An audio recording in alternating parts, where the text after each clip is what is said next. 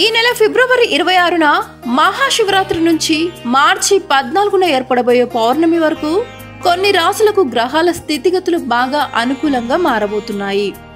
దీని ప్రభావంతో మహాశివరాత్రి నుంచి సుమారు 18 రోజుల పాటు కొన్ని రాశుల వారికి ధనయోగాలు, అధికార యోగాలు పట్టబోతున్నాయి. దీంతో పాటు అనేక సమస్యల నుంచి, ఒత్తిళ్ల నుంచి కూడా విముక్తి లభించే అవకాశం ఉంది. ఇక ఈ నెల 26న సంభవించబోయే మహాశివరాత్రి నుంచి మార్చి 14న చోటు చేసుకోబోయే పౌర్ణమి వరకు కొన్ని రాశులకు గ్రహాల స్థితిగతులు బాగా అనుకూలంగా ఉండబోతున్నాయి.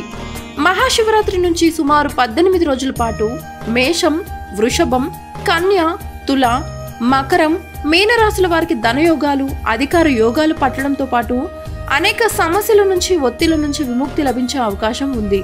మొత్తం మీద అనుకున్న పనులు అనుకున్నట్లు పూర్తయి మానసిక ప్రశాంతత లభిస్తుంది. మనసులోని కోరికల్లో ముఖ్యమైనవి నెరవేరడం జరుగుతుంది. ఈ రాశుల వారు 26వ తేదీ ఉదయం ఇంట్లోనే శివార్చన చేసుకోవడం మంచిది. మేషరాశి. ఈ రాశికి లాభస్థానంలో చంద్ర సంచారంతో పాటు శుక్రుడు మేషరాశిలో ప్రవేశిస్తున్నందువల్ల మనసులోని కొన్ని ముఖ్యమైన కోరికలు, ఆశలు తప్పకుండా నెరవేరుతాయి. ఆదాయపరంగా ఉన్నత స్థితికి చేరుకునే అవకాశం ఉంది. ఆర్థిక అవసరాలు, సమస్యలు చాలా వరకు తీరిపోతాయి. ఉద్యోగంలో మీ సమర్థత, నైపుణ్యాలు బాగా వెలుగులోకి వస్తాయి. వృత్తి వ్యాపారాలకు నష్టాలు, ఆర్థిక సమస్యల నుంచి విముక్తి లభిస్తుంది. నిరుద్యోగులకు ఉద్యోగ యోగం పడుతుంది. వృషభం. చంద్రుడు భాగ్యస్థానంలోకి రావడంతో పాటు సూర్యుడు దశమ స్థానంలో సంచారం చేయడం వల్ల ఈ రాశి వారికి ఊహించని రాజయోగాలు పట్టే అవకాశం ఉంది. వృత్తి ఉద్యోగాల్లో ఉన్నత స్థానాలు లభించడంతో పాటు సామాజికంగా కూడా ప్రముఖులతో పరిచయాలు ఏర్పడడం, గౌరవ మర్యాదలు పెరగడం వంటివి జరిగే అవకాశం ఉంది. పెద్ద ఎత్తున ధనలాభం కలగడానికి అవకాశం కూడా ఉంది. అనేక మార్గాల్లో ఆదాయ వృద్ధి ఉంటుంది. రాదనుకున్న డబ్బు కూడా చేతికి అందుతుంది. కన్య. ఈ రాశికి పంచమలో చంద్రుడు, షష్ఠ స్థానంలో రవి, శనుల వల్ల పట్టిందల్లా బంగారం అవుతుంది. పూర్తి కావలసిన పనులన్నీ సంతృప్తికరంగా పూర్తవుతాయి. ఆదాయం ఇబ్బడి ముబ్బడిగా పెరిగే అవకాశం ఉంది.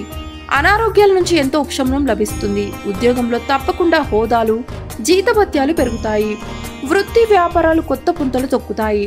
నిరుద్యోగులకు దూర ప్రాంతంలో మంచి ఉద్యోగం లభిస్తుంది. ఆశించిన వ్యక్తితో పెళ్లి కూడా కుదురుతుంది. తులారాశి. ఈ రాశికి చతుర్థ స్థానంలో చంద్రుడు, సప్తమ స్థానంలో శుక్రుడి సంచారం వల్ల భూలాభం, ఆస్తి లాభం వంటివి కలుగుతాయి. ఆస్తి వివాదాలు అనుకూలంగా పరిష్కారం అవుతాయి.